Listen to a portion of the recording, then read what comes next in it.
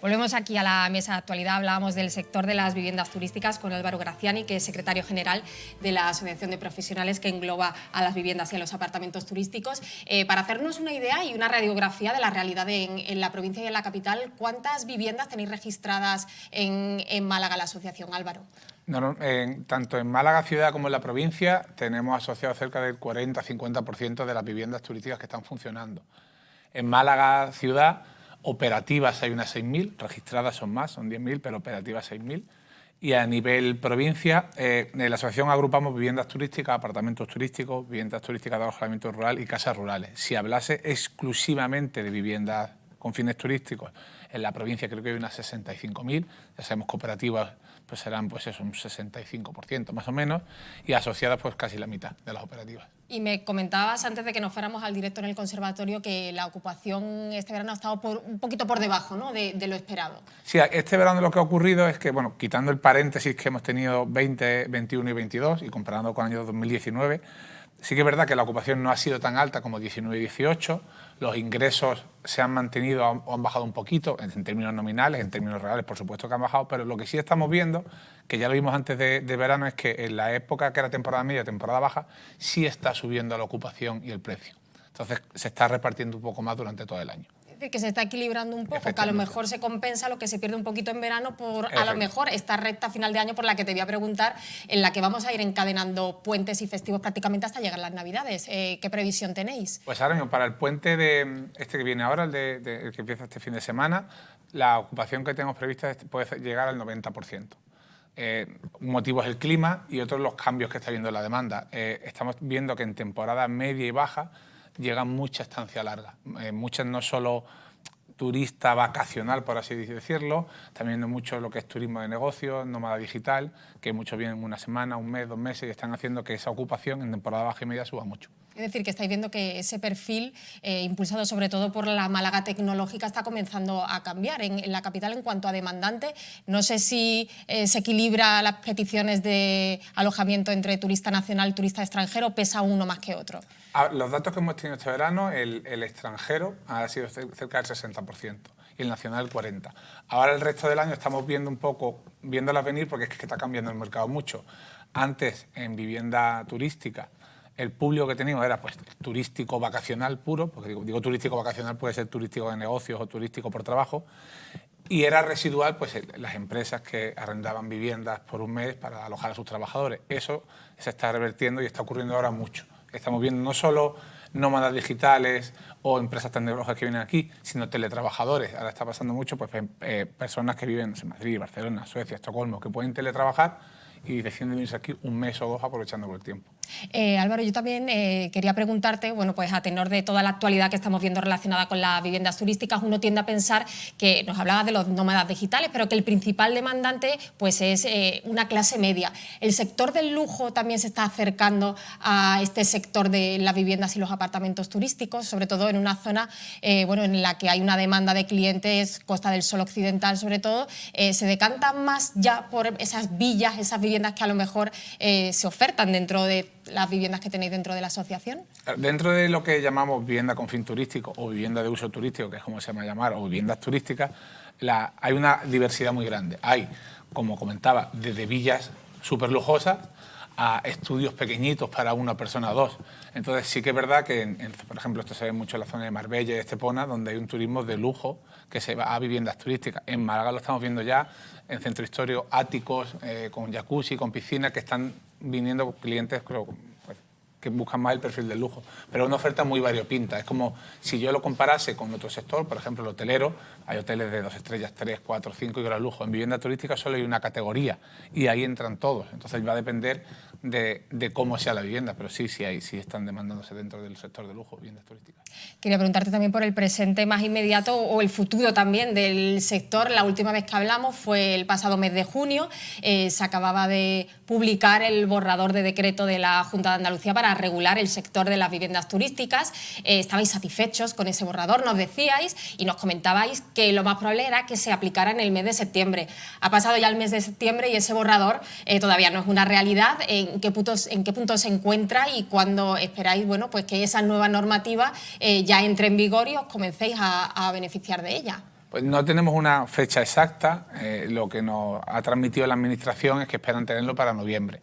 Esa es la única información que tenemos. Es verdad que en principio iba a ser en septiembre, pero bueno, estarán con informes internos y los procesos que tengan que seguir después del trámite de exposición pública y esperamos que para noviembre pueda salir. Recuérdanos, Álvaro, para quienes nos estén viendo y no sepan muy bien de qué estamos hablando, ¿cuáles son los principales puntos en los que vosotros consideráis que profesionaliza este borrador de decreto todavía la actividad del sector y por qué esa demanda de que cuanto antes sea una realidad? Pues con respecto a la normativa que tenemos anterior, una de las cosas que introduce es que aparece la figura del gestor profesional de viviendas turísticas, que antes no existía jurídicamente, materialmente sí existía, y que se introduzca emulando a normativas como la de la Comunidad Valenciana, pues nos parece muy positivo. Y luego establece unos criterios de calidad para las viviendas turísticas que antes eran mínimos y ahora pues se han ampliado. Por ejemplo, si no me equivoco, lo digo de memoria, se ha puesto una dimensión mínima de 14 metros cuadrados por plaza. Esto consideramos que es muy positivo porque si queremos tener un turismo de calidad, una vivienda turística sobreocupada, con literas, con muchas plazas, no aporta calidad a la ciudad, aparte de que es susceptible de generar más molestias a los vecinos. También se han puesto unos requisitos de colchones, perchas, todas estas cosas que tienen otro tipo de alojamientos.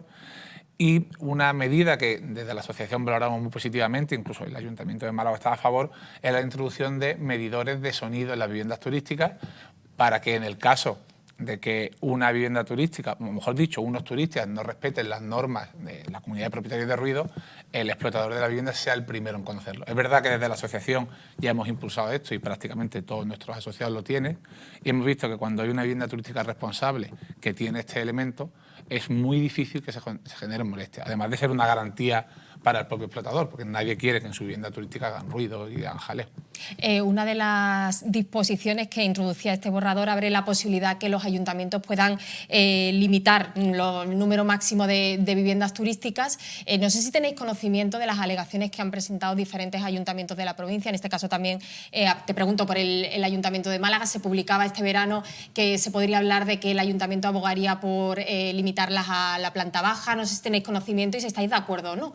Bueno, el decreto lo que hace es recoger algo que ya había dicho el Tribunal Supremo, que era que un ayuntamiento, por planeamiento urbanístico, sí puede poner límites a los usos de suelo. El decreto lo que hace es reflejarlo pues, para dar más seguridad jurídica y mayor información a los que están en el mundo de la vivienda turística.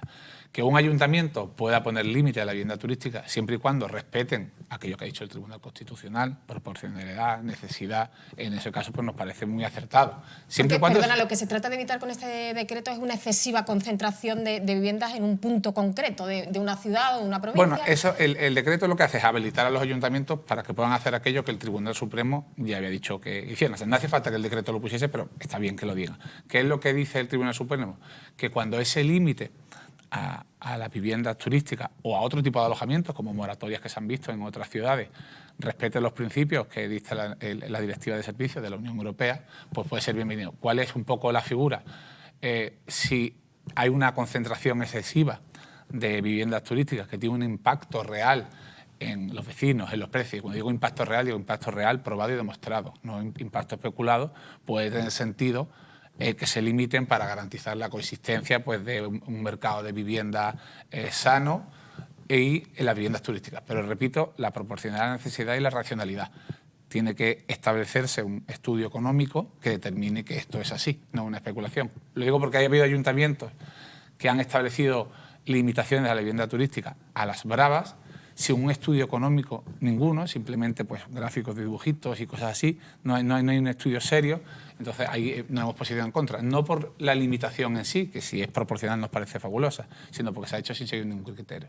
¿Tenéis conocimiento de las alegaciones que ha presentado el Ayuntamiento de Málaga, este borrador del decreto? Al borrador del decreto no. Sí sabemos lo que el Ayuntamiento de Málaga, porque lo ha dicho en los medios de comunicación, tiene intención, una vez que salga el decreto, como el decreto le habilita y quieren pues, hacer la norma lo mejor posible, establecer limitaciones a las viviendas turísticas según por zonas, creo que era del centro histórico, y hacer una serie de anillos, que la premisa inicial pues, parece que tiene mucho sentido, que tiene lógica, habrá que ver cómo se ejecuta. Limitarla solo, como también se publicaba este verano, a plantas bajas, entiendo que no estáis de acuerdo. No, porque si la idea de la limitación, compartida no, si la idea de la limitación es evitar que la vivienda turística sustituya a la vivienda residencial y que no haya residentes y que solo haya turistas y además se aboga por la calidad, claro, limitarlo a planta baja y evitar, por ejemplo, los áticos de lujo no tiene ningún sentido. Tendría más sentido, digo, si se respetan esos principios de proporcionalidad y necesidad, pues por una cuota por calles o por edificios, pero limitar la planta baja, que en un alojamiento turístico probablemente sea el que tenga la menor calidad de todos, no lo vemos objetivo. Pues me gustaría que en este momento de la entrevista intervinieran ya Francisco Collado, Francisco Saravia. Francisco Saravia yo creo que tiene mucho que aportar, ¿no?, a esta tertulia. Bueno, sí, es un tema a nivel urbano candente, y en el sector del que yo vengo se ha debatido mucho. Todo pasa porque nadie quiere poner el cascabel al gato. Desde la administración local se traslada la responsabilidad a la administración autonómica dice que eso es tema de ayuntamiento, porque nadie quiere asumir la responsabilidad de poner coto, de poner normas. En ese sentido, yo creo que lo que urge, y no solo para el tema del uso de la vivienda turística o de distintos usos turísticos que tengan los alojamientos, sino también pasa todo por tener una racionalización en el uso que hacemos de nuestras ciudades, de nuestras calles y de nuestros edificios. Lo que ha ocurrido, sabemos que la moratoria en distintas ocasiones ha pasado por nuestra ciudad. Hubo una época, el desarrollismo de la calle Larios, que se limitó la instalación de entidades bancarias. También recientemente tenemos, y ya está en uso, la limitación de establecimientos con música. Ahora vendrán las viviendas de uso turístico, hoteles. Málaga ha pasado de no tener hoteles a estar sobresaturado de hoteles, ¿no? Entonces, eso yo creo que la solución pasaría por un análisis, un estudio de la ciudad, de los distintos ámbitos que tiene nuestra ciudad, sobre todo lo más tensionado sabemos que el centro histórico y su periferia, su entorno más cercano, pero hacer un análisis en profundidad y establecer un plan integral de usos donde puedan cohabitar, puedan establecerse, que los usos se mezclen. Todos sabemos que los guetos no son buenos. Establecer un uso principal que de forma abrumadora esté por encima y prevalezca sobre los restantes no es bueno. Sabemos que no es bueno. En Málaga está pasando con el ocio, llamémosle ocio y diversión, la restauración, que claro, para que vengan visitantes tiene que haber sitio donde duerman. Y yo creo que se mezcla todo. Lo razonable, como digo, sería que el ayuntamiento hiciera un estudio en profundidad y estableciera una paleta de uso interesante y que estableciera cuál es el modelo de uso que queremos de nuestro centro histórico, que es lo más tensionado. Sí, Álvaro, ¿está de acuerdo con esa reflexión de Francisco Saravia? Sí, totalmente, porque si lo que se busca con esa reflexión es un equilibrio que garantice... Una convivencia, Sí, totalmente de acuerdo. El uso y el aprovechamiento de la ciudad para todos, es decir, oye, los residentes, yo no quiero, lo comentaba antes, yo me voy de vacaciones a una ciudad y solo hay turistas y yo me voy, yo no quiero estar allí. Málaga, un atractivo que tiene la ciudad de Málaga somos los malagueños. Si no tenemos malagueños en las zonas turísticas, no lo estamos cargando. Entonces, buscar el equilibrio para que el residente pueda disfrutar de su zona y que el turista pueda aprovecharla en equilibrio me parece fantástico. Francisco Collado, que se tiene que marchar ya el invitado, pero no te quiero dejar sin darte la palabra. Yo creo que lo que falta es, como bien respondía el compañero, es una racionalización. Es decir, en Málaga queremos ser Barcelona, pero no llegamos aún a ser Barcelona porque nos falta sobre todo racionalidad. En la última campaña electoral la vivienda fue uno de los temas más candentes, sobre todo por parte de la oposición en Málaga. Y una cuestión muy importante que creo que el compañero también ha puesto sobre la mesa es que no se puede llegar un poco a que el conflicto ya no solamente afecte al centro histórico de la ciudad, sino que también alcance a los distritos y a los barrios, que es donde realmente la gente reside y hace su vida. Entonces ahí creo que nos falta un poco de más criterio y una posición. Nos falta estar a la altura de la ciudad que realmente queremos ser. Eso es lo que nos falta. Yo creo que a todo esto contribuirá, ¿no? Álvaro, no sé si estarás de acuerdo conmigo, la entrada en vigor ya de ese decreto, ¿no? A ordenar un poco más y a racionalizar un poco el sector y sobre todo por esas posibilidades de limitación que ofrece a las administraciones locales, pues cómo quedará el sector de las viviendas turísticas, más ordenado y más profesional, que es lo que vosotros demandabais. Claro, desde la asociación lo que demandamos es, por un lado, la profesionalización y la actividad del turismo, pero, como han comentado, también queremos el uso racional de una ciudad. O sea, no queremos morir de éxito. Nosotros queremos que el crecimiento tiene que ser sostenible y equilibrado, porque si morimos de éxito, al final, ni siquiera la vivienda turística sobrevive. Pues Álvaro Graciani, secretario general de la Asociación de Profesionales de Viviendas y Apartamentos Turísticos de Andalucía, muchísimas gracias por haber estado con nosotros. Estaremos muy pendientes de la aprobación de ese decreto, a ver si es una realidad en el mes de noviembre, por lo menos antes de que termine el año. Y si te parece, volveremos a invitarte y hablar contigo de cómo queda finalmente el sector una vez que se apruebe ese decreto. Gracias. Gracias a vosotros, encantado de estar.